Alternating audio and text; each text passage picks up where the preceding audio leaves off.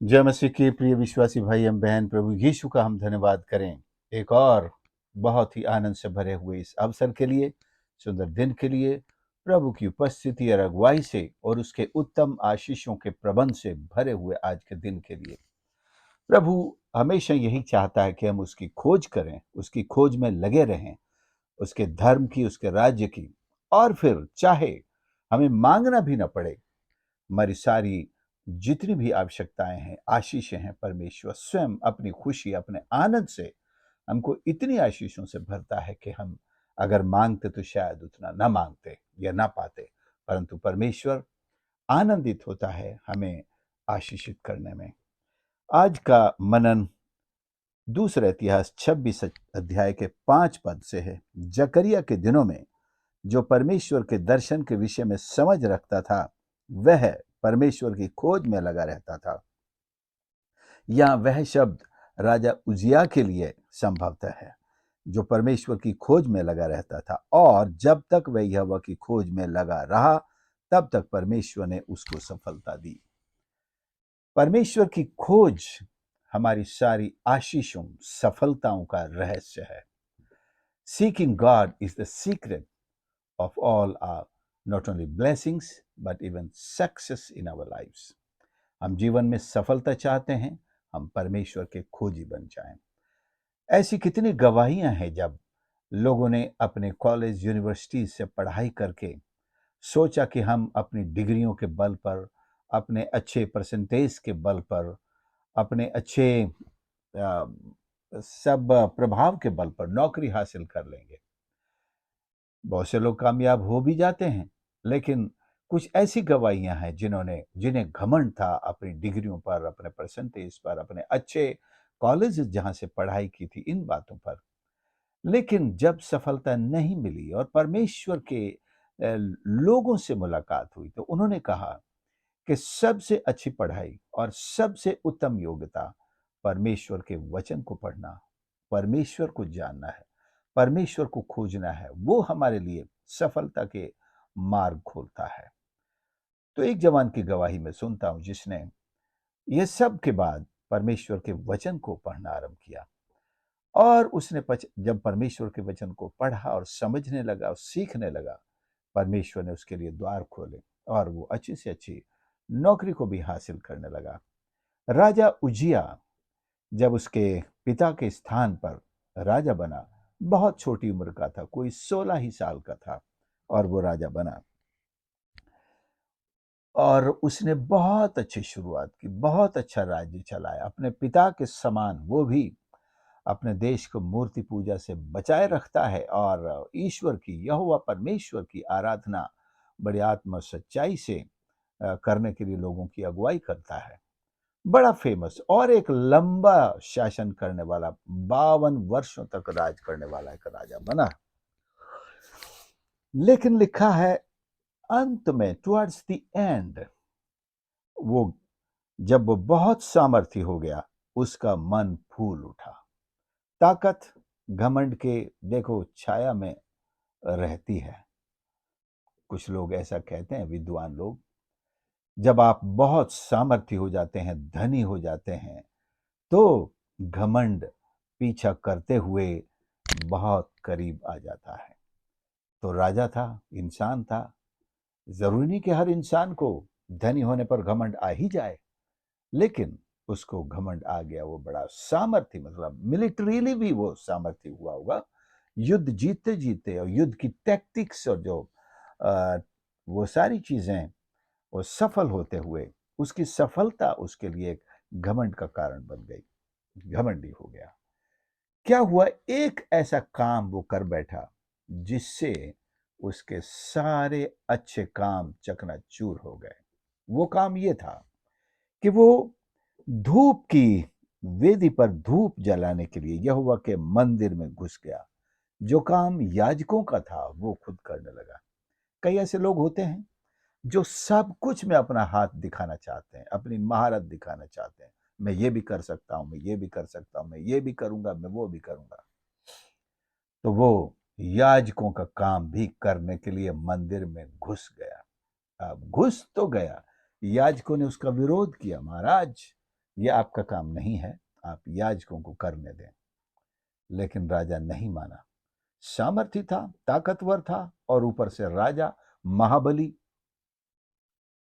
लोगों ने विरोध किया, नहीं माना। फिर परमेश्वर को बीच में आना पड़ा, और जब वो धूप जलाने के लिए हट कर ही रहा था, तो उसके माथे पर कोढ़ का निशान दिखाई देने उभरने लगा। और जब उसका ये कोढ़ दिखाई दिया दूसरे याजकों को, उन्होंने उसको धक्के दे करके मंदिर से बाहर निकाल दिया, और वो पूरा कोढ़ी हो चुका था। और फिर उसको गद्दी से भी उतार दिया गया। उसका बेटा, जिसका नाम योताम कहलाता है, वो जाकर के उसकी जगह राज करने लगा। और लिखा है, मरने तक वो कोढ़ी रहा, मरने तक कोढ़ी रहा, और अलग एक घर में उसे रखा गया था। तो लोगों के साथ बीच में नहीं आ सकता, कोढ़ी, क्योंकि कोढ़ी अशुद्ध होते हैं। वो मनुष्यों के बीच में नहीं उठ बैठ सकते, उनसे कोई लेन देन नहीं कर सकते, मेल जोल नहीं कर सकते। उनको तो जब कोई पास आता है तो चिल्लाना पड़ता है, अशुद्ध अशुद्ध अशुद्ध, मतलब मैं अशुद्ध हूं, मुझसे दूर रहो, क्योंकि कोढ़ एक छूत की बीमारी माना जाता था। तो लोगों से दूर, अपने ताकत से दूर, अपने सिंहासन से दूर, और घमंड तो चूर चूर हो ही चुका है, और मरने तक वो कोढ़ी बना रहा।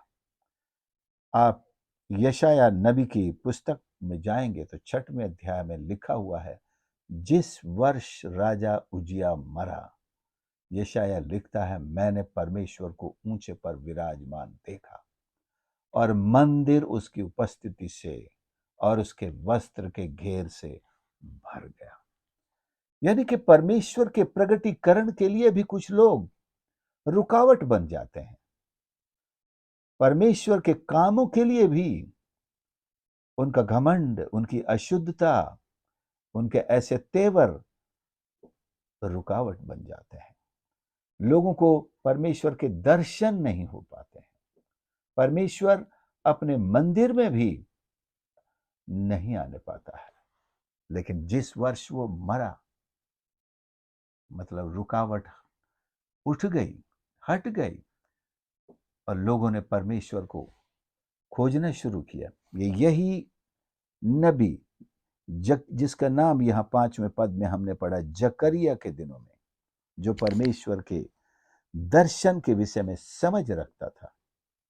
ये तो याजक है, नबी भी होगा, और उधर से नबी का काम करता है यशाया। इतने अच्छे याजक और नबी, और लिखा यहां पर बहुत सारे याजक थे उस मंदिर में। अजरिया याजक उसके बाद भीतर गया, उसके संग यहोवा के 80 याजक भी, जो वीर भी थे। इतने अच्छे क्रीम उसके पास थी, लेकिन उसने इन सब को नीचा दिखाया, शर्मिंदा किया, और स्वयं धूपदान लेकर यहोवा की वेदी पर धूप चढ़ाने के लिए खड़ा हो गया, जो उसका काम नहीं था। उसका काम, परमेश्वर ने उसको राज गद्दी पर बैठने के लिए उसका अभिषेक किया था। तो देखिए, अभिषेक अभिषेक में भी फर्क होता है। आपका अभिषेक राजा के रूप में हुआ तो आप अपने आप को याजक के रूप में इस्तेमाल ना करें। अगर याजक के रूप में हुआ है तो आप राजा के काम पर इस अभिषेक का इस्तेमाल ना करें। आपका अभिषेक जिस काम के लिए हुआ है, आप उसी पर ध्यान दें। बहुत से लोग आज भी ऐसी गलतियां करते हैं और ठोकर खाते हैं, लेकिन सीखते नहीं हैं। सीखना होगा, हमें सीखना होगा, मेरा अभिषेक परमेश्वर ने किस काम के लिए किया है, जिस काम के लिए किया, जिस महिमा के लिए किया है, मैं उसी में अपना पूरा फोकस रखूं। खैर, मेरा मनन इस बात से शुरू हुआ था कि परमेश्वर की खोज जब तक करता रहा वो सफल होता रहा, लेकिन एक समय आया उसने परमेश्वर की खोज छोड़ दी, और उल्टा परमेश्वर का एक ऐसा काम करने के लिए खड़ा हो गया जिसके लिए उसका अभिषेक नहीं हुआ था, जिसके लिए उसको बुलाया ही नहीं गया था। राजा दाऊद को भी परमेश्वर ने मंदिर बनाने से मना किया था, राजा दाऊद ने तुरंत उस बात को मान लिया और तैयारी करके अपने बेटे को सौंप दिया। तो हमें इन चीजों का ध्यान रखना है। परमेश्वर ने मुझे किस काम के लिए बुलाया है, मेरा डेडिकेशन, मेरा अभिषेक, मेरी बुलाहट, मेरा दर्शन क्या है, मैं उसके प्रति वफादार रहूं। सफलता हमारे सामने होगी। परमेश्वर की आशीष और अनुग्रह हमारे जीवन पर बहुतायत से होगा। आइए हम प्रार्थना करें। प्यारे प्रभु, मेरे परमेश्वर, मैं धन्यवाद करता हूं कि आप हमारे परमेश्वर हैं और हमारे जीवनों को अपनी सफलता से भरना चाहते हैं।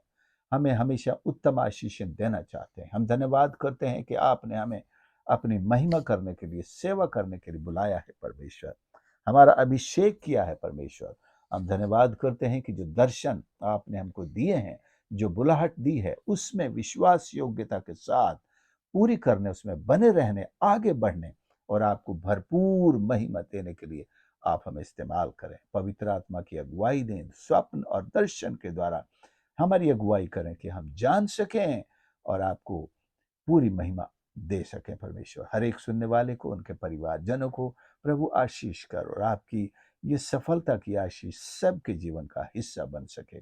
हमको तेरे खोजी बना, तेरे राज्य और धार्मिकता के खोजी बना कि हम अपने जीवन में प्रभु आपकी सेवा में और जो कार्य आपने सौंपे हैं उनमें सफलता और सफलता और सफलता में निरंतर बढ़ते और चढ़ते चले जाएं। परमेश्वर, हमारी सहायता कर कि हमारी सफलता हमारे लिए किसी भी तरह से घमंड करने का कारण ना बने, बल्कि हमारा घमंड आप पर होने पाए, जो आशीष देने वाले हैं। आशीषों पर नहीं, बल्कि आप पर होने पाए।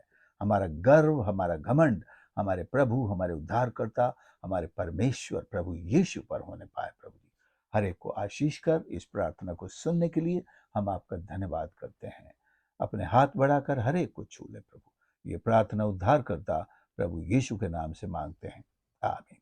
प्रभु आप सबको आशीष करे। आपने संदेश को ध्यान से सुना, दूसरों के साथ जरूर शेयर करें और यदि इस चैनल को आपने अभी तक सब्सक्राइब नहीं किया है तो प्लीज सब्सक्राइब भी कर लें और आपके लाइक्स और कमेंट्स का भी हमें इंतजार रहता है। प्रभु आप सबको बहुत बहुत आशीष करे। God bless you. आमीन।